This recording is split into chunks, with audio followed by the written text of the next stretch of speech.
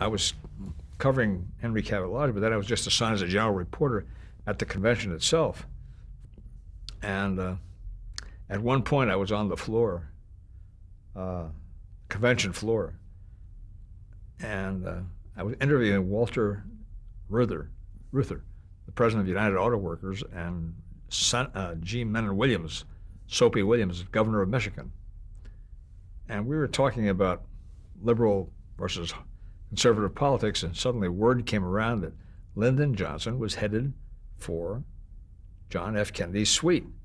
And the rumor was he was going to get the offering of this job to be his running mate. But it looked as if you could stuck a knife in both of these guys' throats. They felt so betrayed. Because, I mean, of all the people to pick as a running mate, he was not the epitome of what they considered a liberal Democrat. As a matter of fact, everybody thought that the running mate would be Henry Scoop Jackson, a senator from the state of Washington. And I'd picked that up in covering 14 states in the West before the convention for NBC. So I ran over and I talked to Sam Rayburn, who was then the Speaker of the House and a big, powerful figure in the Democratic Party, and he said, no, he's not going to do that. He's not going to do that. But in fact, that's what he did. He took the job. He became the running mate, I think, largely because he felt, as Senate Majority Leader in a Republican-controlled administration, he had a lot of clout. He could move back and forth. But with a Democratic president, which he thought Kennedy would win, he would not be as powerful. So he decided that vice presidency was a place where he could fit the best. And it suited his own ego and his own traditions. And during that campaign, it was incredible. I got a perception, I think, of Johnson that many people wouldn't agree with because they didn't really know him up close. But we had gone to Johnson's ranch, and we had a chilly dinner that Lady Bird prepared for all us, his wife, and the two daughters. And the next day we drove down to this town called Fredericksburg in this Cadillac car of Johnson's. He was going to give a campaign speech there. And he had this knack with people. It was incredible. There was a rally at the Rialto Theater, and Johnson disappeared in the wings, I don't know, and then suddenly he came out holding this baby in his arms. And he said, my friends, I want to tell you something. You see this here child in my arms, this sick child who needs medical care, and these bastards, they won't take care of her because she is a friend of mine, her family is a friend of mine, and we are on a running mate with that Catholic, Kennedy. And so they won't treat this baby. Now, what do you think about that? Ooh, and the thing kind of breaks up, and he passes by and he winks like that. How's that for show? Then he says, come on, get in the car with me. And he says, I'm going to drive. So he puts the Stetson over the speedometer. He brings out cans of beer. He gives me one. He gives one to Bill Becker, the New York Times. In the back row is Jack Valenti, who was then working for him, and a couple other people. And off we go up this road.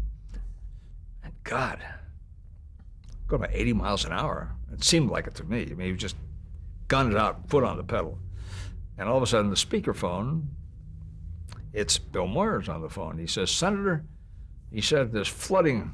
There's a big downpour. You're going to head into an 8-inch rainstorm, and it's going to be flooding on the river. He said, I don't think you want to come across. He said, you just get a truck and you meet us. We're coming across.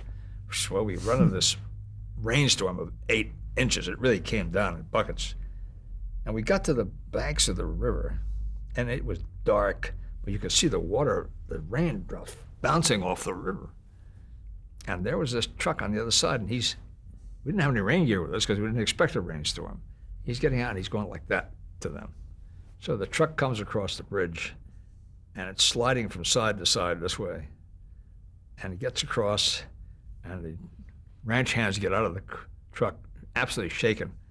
He says, fellas, turn the truck around. We're going back. Senator, said one of the ranch hands, we can't go. It's dangerous. You can see what the bridge is. It's going from side to side. He says, we're going back. I turned to Bill Becker. I said, that guy, he's just showing off for us. You know, this is all showboat.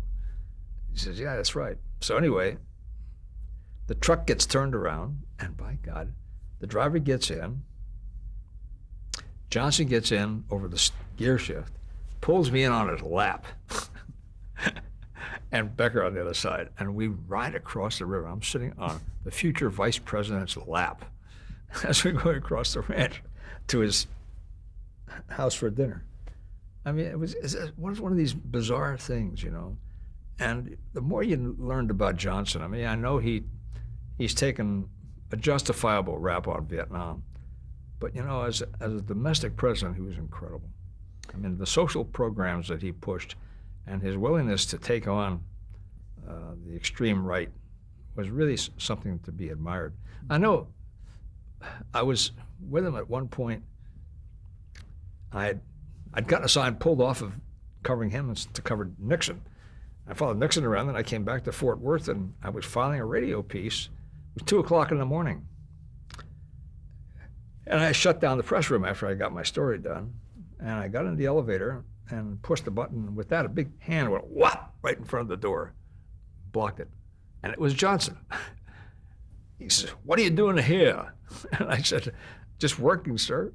He said, "Why aren't you with me?" I said, "Because NBC assigned me to Nixon." "Well, what did they do that for?" I said, "I don't know. I do what I'm told." He said, "Well, you missed a big story because you don't know where I was tonight." He leaned over at me and he said, "You know, I was in Dallas, and I came out of that Hilton Hotel." He said, "And those terrible people, those people who hate the United Nations and all those things, and they spit on me and on Lady Bird. Now, what do you think about that?" I said, "Well, that's pretty disgusting." He says, "Not only is it disgusting, I'll tell you what."